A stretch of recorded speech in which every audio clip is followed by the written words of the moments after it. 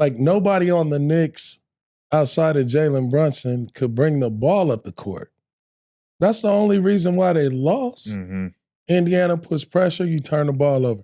Indiana puts pressure, then you extend your offense, and now, Karl Anthony Towns got to play one-on-one Mm-hmm. from the top of the key the entire series. I think Baron Davis made a very good point at the beginning of the video talking about how the Knicks need another ball handler next to Jalen Brunson to take some of the pressure off of him. Now, they did go out there and get Jordan Clarkson free agency on a vet's minimum contract, but the question is going to be, is that enough?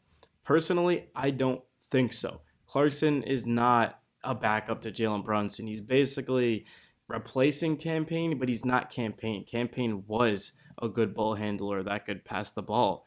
But against the Pacers, he fell out of the rotation. So Clarkson, he's kind of just like Deuce. I know they play differently, but I'm saying his type of role to where he's going to be asked to shoot the ball, facilitate a little bit, of course, and yeah, that's kind of it. There's no pure playmaking going on. Those guys aren't taking the basketball up, whereas a Tyler Kolek, for example, or who I'm about to get into, is going to do that. And let's talk about Ben Simmons. So I'm not the biggest Ben Simmons fan, but I'd be lying if I said he wasn't a great fit for the Knicks because he's 6'10". The Knicks need more size. Even though they do need a ball handler, more size certainly will go a long way for the Knicks because the past couple of years, they just really haven't had that. It seems like every team just is bigger, more physical, and stronger than the Knicks, more athletic. And that's why Ben would be perfect. But you have to understand that he's not going to be aggressive scoring. He's probably going to score 5 points, if that, a game. He can't space the floor.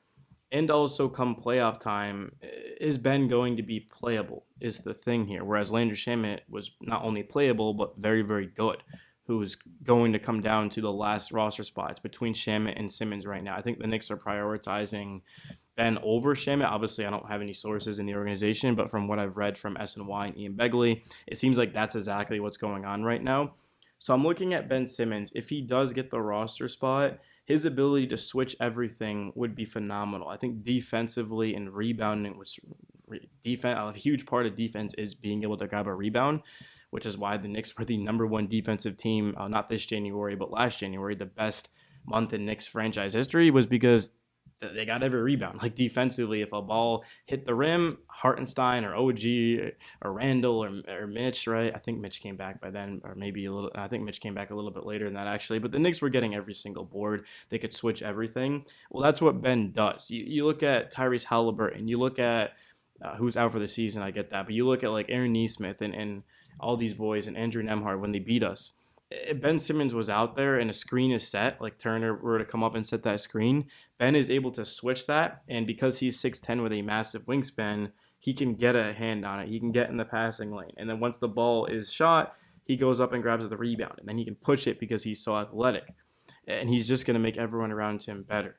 That's the thing. But also in half court and when the game starts to slow down, what do you get from Ben Simmons? And that's kind of the problem because you look at a guy like Malcolm Brogdon, that Tyus Jones is signed to this point. We don't even know if Brogdon's going to get bought out. We're kind of hoping he does because he'd be perfect here. You look at like those types of guys in the half court, they're going to be phenomenal because they don't turn it over, they can shoot, and they're incredibly efficient. So you have to decide if you're a Knicks fan, do you want the defense? Do you want the size and the length? Or do you want the smaller guard who won't give you the defense, but will be able to run the offense next to Jalen Brunson or just in the second unit? Personally, I think the Knicks do need a legit backup guard unless they're planning on using Tyler Kolek. I'm not going to sit up here and be like, Tyler Kolek just went absolutely off in the Summer League yesterday. Clearly he's ready because the first two games I thought he was flat out terrible. But it goes to show that the Knicks should probably play him because he's only going to get better. And by the time you get to the playoffs, well, Kolek just played 82 games as the backup guard. He's going to be ready to go. So the Knicks have a decision to make. I personally don't think they're quite ready to play Kevin McCullough. They're quite ready to play Tyler Kolek and Pacome Diadia and these boys. And, of course, I do think Mohamed Diawara will get that second-round exception, but the only reason for that is because it's cheap. And the Knicks don't have money. They're right below the second apron, only because Yabusele took a slight pay cut. Originally, he was going to take more money, but it would have put the Knicks in that second apron.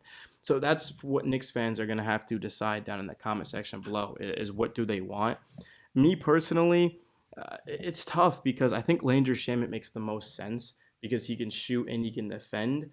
But also, the Knicks did go out there and certainly bring in Jordan Clarkson. They brought in Yabusele. So they got some guys that can shoot and can score. So do they go the defensive route? Do they go the playmaking route?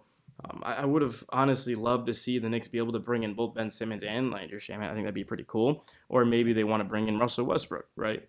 Russell Westbrook certainly can handle the basketball, and he's been in a lot of big moments. But once again, he's sort of like the smaller Ben Simmons because in the half court, what do you exactly get out of Russ? If you're pushing the pace, then yeah, Ben Simmons and Russ are going to be good. But if you're in a half court type of slow pace offense like the Knicks usually run, Landry Shamet is going to be the move. So I think Ben, honestly, he can play multiple positions. He can defend multiple positions. I think he has the best opportunity to see the floor because if you look at Landry Shamet, like where exactly would he even come in? Because backup one, Clarkson, and then Tyler Kolek, and then at the two is Deuce McBride, and then at the three, I'm going with Josh Hart, assuming Mitch starts. At the four, Yabusele, and then at the five, Ariel Hukporti. So there's no room for Shamet. But all of a sudden, if you've got Ben Simmons, well, he can play anywhere. You can play point. You can play the four. You can play the five. So depending on his role, like if the Knicks go up against the Bucks or something like that, they're going up against Giannis. Well, Ben Simmons can take that assignment. OG, as much as I like him defensively, he's not stopping Giannis. Not to say Ben Simmons 101 is doing that, but OG is about 6'7". Ben Simmons is 6'10".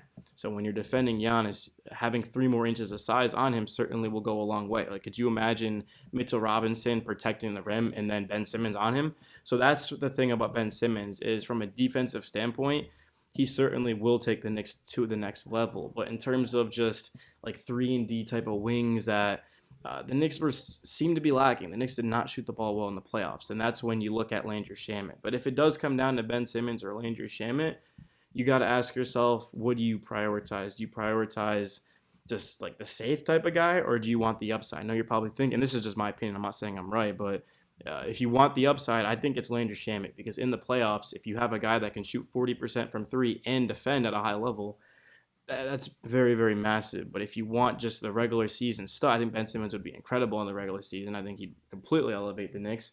But when teams are focusing on you and it's slowing down, I think Ben is almost useless. Like, he can get stops, but it's just going to, how do you run an offense with Ben Simmons out there, right? Especially because Josh Hart and Ben Simmons and you look at Mitchell Robinson, Ariel Hukporti, like there's a lot of liabilities to spacing the floor. So you could play maybe like Ben Simmons next to like a cat. I think that could work pretty well. Now you have 2 ball handlers, Brunson and Simmons. I don't know, but we'll see. It'll be very, very interesting, man. Obviously, like I don't have Ben Simmons in a Knick uniform and tape to go over and things like that. Like for Josh Hart, I could look at his tape and be like, hey, look, the Knicks are actually running some off-ball sets, and I'm sure Mike Brown can get creative. He's very, very intelligent, a very good coach, man. He is the winning percentage he does for a reason. But just as a Knick fan, someone who watches every game and has for their entire life, I don't know how I feel about Ben Simmons, honestly. I think it's interesting. But yeah, let me know your guys' thoughts.